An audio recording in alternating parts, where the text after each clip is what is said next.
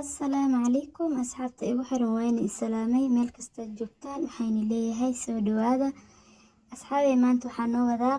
qiso aad ka heli doontaan qiso cajiib ah qiso oo ka cimri qaadasho ah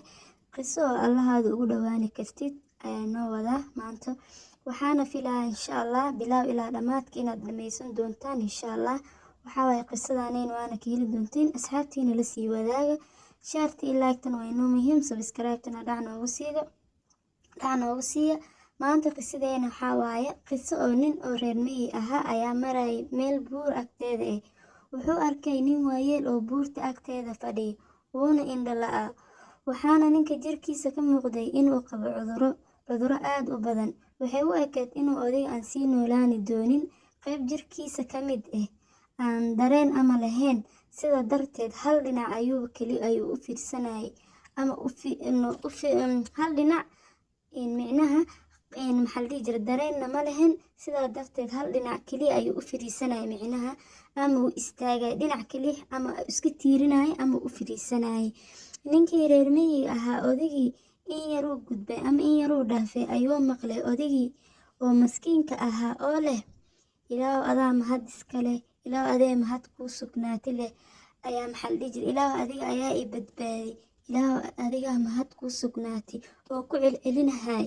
oo odigana oo maxaa la dhihi jirkii kale u socda ninka reer miyiga ahayna gadaal u fiirinahay oo duqi iyo maxaa la dhihi jiray duqina uu leeyahay ilaahu adaa mahad iskale isoo badbaadi ilaahu adaan kuu mahad celinaya ilaahu adaa addoonkaada aan ahay oo kii kale marka dambe uu kusoo laabtay ninkii wuxuu ku dhahay maxaa la dhihi jiray waxaa maqlaya ilaahu adaa i badbaadi ilaahu adaa mahad iskale ilaahu adaan kuugu shukrinayaa ilaahu adoo dhahahay ayaa maqlee maxaa ilaahay aa ka baryaysa camal maxaad ilaahigaada aa warsanaysay maxaana lagaa badbaadi maxaana kii kale aa aragtay odaygii wuu aamusay markaasuu dhahay alxamdulilah ilaahu adaa mahad iskale ilaahu adigaa isoo badbaadi ilaahu adigaa mahad kuu sugnaatay ilaahu alxamdulilah markuu leeyahay oo ninka kalena uu sugahay jawaab uu odaygii dhahay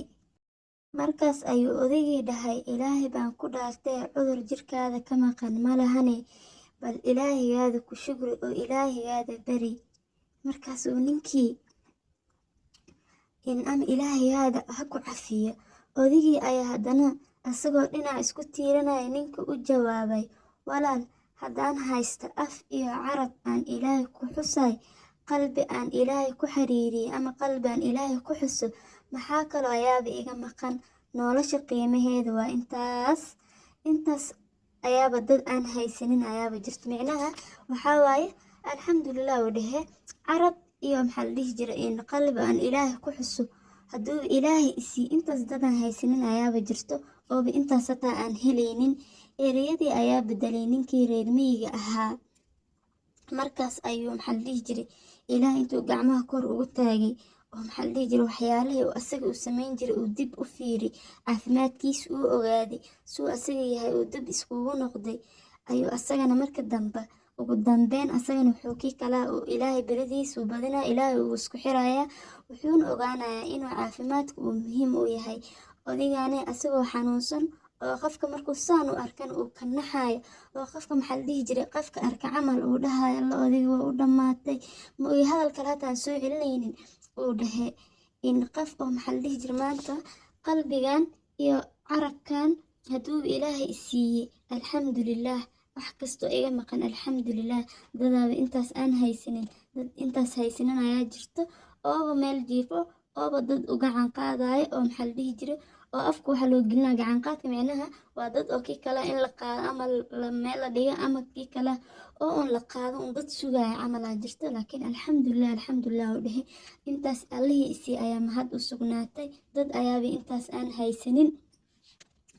ereyadii dhan buu u bedelay ninkii reer miyiga ahaa markaas oo asagana ilaahigiis intuu isku xiray wuxuu samayn jiray nin oo diin haystana ma ahan diintana aad iyo aad ayay ugu yareed laakiin odaygaas ayuu ilaahay usoo diray odaygaasay maxaa la dhihi jiray markuu ilaahay usoo diray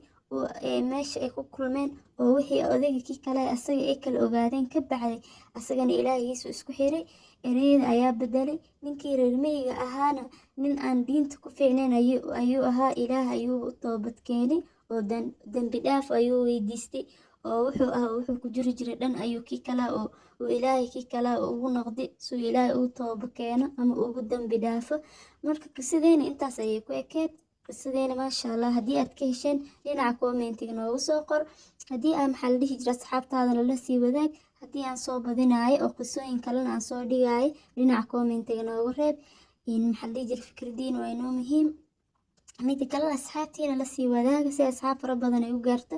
like-tan waa inoo muhiim si asxaab fara badan ay u arkaan insha Allah. subscribe-tana dhac noogu siiya. waxaa waaye kii kale insha Allah. idin kale waxaa waaye wixii maanta aad dhahdaan commentiga aad kusoo qortaan aad dhahdaan ama noo soo dhig rootiin ama qisooyinka noo soo badi dhinaca commentiga le aan ka arki insha Allah. wixii fikradda dhinacaas ayaan ka arkayaa waana nigiga soo jawaabi doonaa insha Allah. waana ku mahadsantihiin maasha Allah. youtube-ka hadda maxaa la dhihi jiray waa arkay asxaabtii ugu soo kordhantay maasha Allah. aad iyo aad ayaa u mahadsantihiin. waxaa waaye maxaa la dhihi jiray mahadnaqiina inta kuma soo koobi karin. waxaa ilaahay nigiga baryayaa inuu nigu jiseeyo jannatul firdaws. abaalkiina maxaa la dhihi jiray maba sheegi karin maasha Allah. subscribe-tiinana waa arkay. walaalahay qaaliga ayaa tihiin meesha ku walaalowni. waxayna leeyahay sidaas iyo fi amaanillah.